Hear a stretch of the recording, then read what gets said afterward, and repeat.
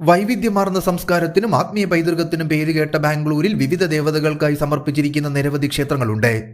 ഇവയിൽ രാഗിഗുഡ ആഞ്ജനേയ ക്ഷേത്രം ഹനുമാൻ പ്രതിഷ്ഠയുള്ള ഏറ്റവും വലുതും പ്രധാനപ്പെട്ടതുമായ ക്ഷേത്രങ്ങളിലൊന്നാണ്. ഈ ക്ഷേത്രം നഗരത്തിന്റെ വിവിധ ഭാഗങ്ങളിൽ നിന്നുമുള്ള ഭക്തരെ മാത്രമല്ല, ആത്മീയ അന്തരീക്ഷത്തിലും സാമൂഹിക പ്രവർത്തനങ്ങളിലും താൽപ്പര്യമുള്ള വിനോദസഞ്ചാരികളെയും ആകർഷിക്കുന്നു. കർണാടകയുടെ തലസ്ഥാനമായ ബാംഗ്ലൂരിന്റെ പ്രാന്തപ്രദേശമായ ജയനഗറിലാണ് റാഗിഗുഡ ശ്രീ പ്രസന്ന ആഞ്ജനേയ സ്വാമി ക്ഷേത്രം സ്ഥിതി ചെയ്യുന്നത്. ശ്രീ ആഞ്ജനേയ പ്രതിഷ്ഠയുള്ള ഈ ക്ഷേത്രം ഒരു കുന്നിൻ മുകളിൽ 5 ഏക്കർ സ്ഥലത്തായി വ്യാപിച്ചു കിടക്കുന്നു. കുന്നിന് ചുറ്റുമുള്ള ശാന്തമായ പച്ചപ്പ് നിറഞ്ഞ ഭൂപ്രകൃതിക്ക് നടുവിലാണ് ഈ ക്ഷേത്രം സ്ഥിതി ചെയ്യുന്നത് എന്നതും ഈ ക്ഷേത്രത്തെ ശ്രദ്ധേയമാക്കി മാറ്റുന്നു.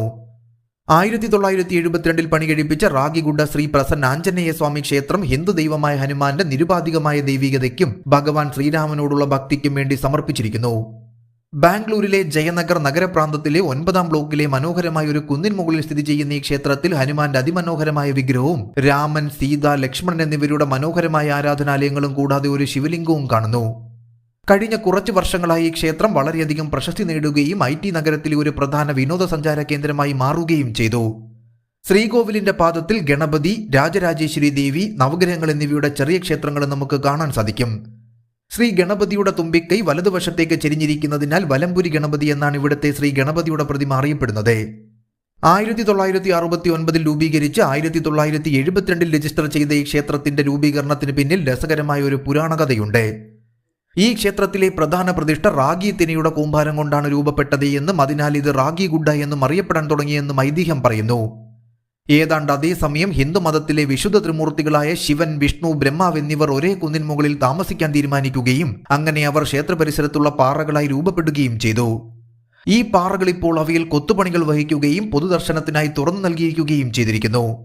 സങ്കീർണമായ കൊത്തുപണികൾക്കും പേരുകേട്ട ഈ ക്ഷേത്രം വർഷം തോറും ആയിരക്കണക്കിന് ഭക്തരെ ആകർഷിക്കുന്നു. ക്ഷേത്രത്തിലേക്കുള്ള പ്രവേശന കവാടത്തിൽ ഹനുമാൻ ധാര എന്ന് പേര് നൽകിയിരിക്കുന്ന ഒരു കൃത്രിമ വെള്ളച്ചാട്ടം കുന്നിന്റെയും ചുറ്റുപാടുകളുടെയും പ്രകൃതി സൗന്ദര്യത്തിന് ഇരട്ടി സൗന്ദര്യം നൽകുന്നു. ക്ഷേത്ര പരിസരത്തുള്ള ഒരു വലിയ ഗോപുരം പ്രവേശന കവാടമായി പ്രവർത്തിക്കുന്നു. നിരവധി തൂണുകളിൽ ചിത്രീകരിച്ചിരിക്കുന്ന ദേവന്മാരുടെയും ഐതിഹ്യങ്ങളുടെയും അതിശയകരമായ ചിത്രങ്ങളും നമുക്ക് ഈ ഗോപുരത്തിൽ കാണാൻ സാധിക്കും. ക്ഷേത്ര സമുച്ചയത്തിൽ ആരാധനയ്ക്കായി ഒരു വലിയ ഹോൾ, ഒന്നിലധികം ആരാധനാലയങ്ങൾ, മനോഹരമായ ലാൻഡ്സ്കേപ്പ് ചെയ്ത പൂന്തോട്ടങ്ങൾ എന്നിവ ഉൾപ്പെടുന്നു. വർഷങ്ങളായുള്ള ക്ഷേത്രത്തിന്റെ വികസനം പ്രാദേശിക സമൂഹത്തിന്റെയും ഭക്തരുടെയും സംഭാവനകളും പരിശ്രമവുമാണ്. അവരുടെ സമർപ്പണം ക്ഷേത്രത്തെ ആരാധനയുടെയും സാമൂഹ്യ പ്രവർത്തനങ്ങളുടെയും പ്രധാന കേന്ദ്രമായി വർത്തിക്കുന്ന ഒരു മഹത്തായ ഘടനയാക്കി മാറ്റി. ഹനുമാന്റെ ജന്മദിനമായ ഹനുമാൻ ജയന്തിയാണ് ക്ഷേത്രത്തിലെ ഏറ്റവും വലിയ ഉത്സവം.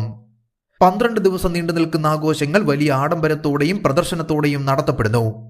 ആത്മീയ വഴിപാടുകൾക്കപ്പുറം വിവിധ സാമൂഹിക സേവനങ്ങൾക്കും ഈ ക്ഷേത്രം പേരുകേട്ടതാണ്. വിശാലമായ സമൂഹത്തിന്റെ ക്ഷേമത്തിനായുള്ള ക്ഷേത്രത്തിന്റെ പ്രതിബദ്ധത പ്രതിഫലിപ്പിക്കുന്ന വിദ്യാഭ്യാസ പരിപാടികൾ, ആരോഗ്യ ക്യാമ്പുകൾ, ചാരിറ്റി സംരംഭങ്ങൾ എന്നിവ ഈ ക്ഷേത്രം നടത്തുന്നു. റോഡ് മാർഗം നന്നായി ബന്ധിപ്പിച്ചിരിക്കുന്ന ഈ ക്ഷേത്രത്തിലേക്ക് ബസ്സുകളും ഓട്ടോറിക്ഷകളും ഉൾപ്പെടെ പൊതുഗതാഗത മാർഗത്തിലൂടെ എളുപ്പത്തിൽ എത്തിച്ചേരാനാകും.